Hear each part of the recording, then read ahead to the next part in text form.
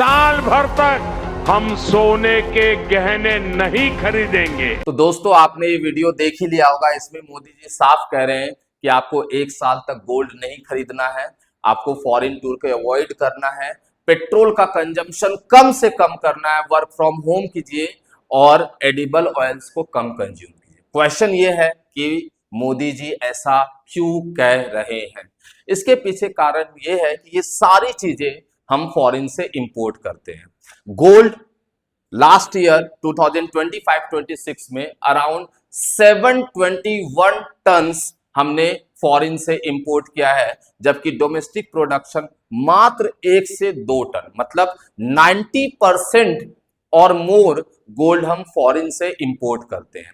जब हम इंपोर्ट करते हैं तो आप जैसा कि जान ही रहे कि डॉलर का रेट डे बाय डे बढ़ता जा रहा है, तो सेम कमोडिटी के लिए, सेम गोल्ड के लिए हमें ज्यादा पेमेंट करना पड़ रहा है, जिसके वजह से हमारा जो फॉरेक्स है, इंडिया का फॉरेन एक्सचेंज रिजर्व है, वो लगातार घटता जा रहा है। वॉर के पहले हमारे आरबीआई का foreign exchange reserve around 728 billion dollar था, जो कि लगातार कॉन्टिन्यूसली अब रिड्यूस होता जा रहा है।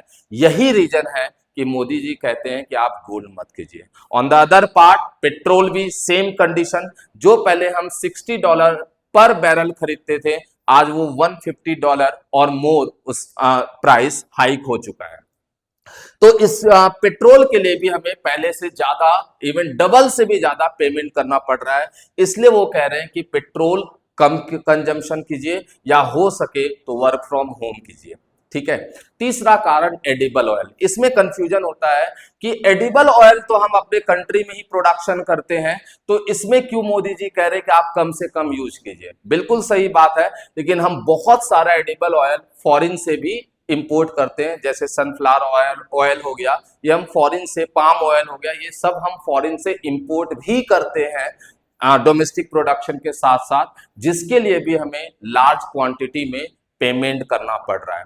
तो यही रीजन है कि मोदी जी कह रहे हैं कि हमारा जितना फॉरेक्स बचेगा, हमारी इकोनॉमी उतनी ही स्ट्रांग रहेगी।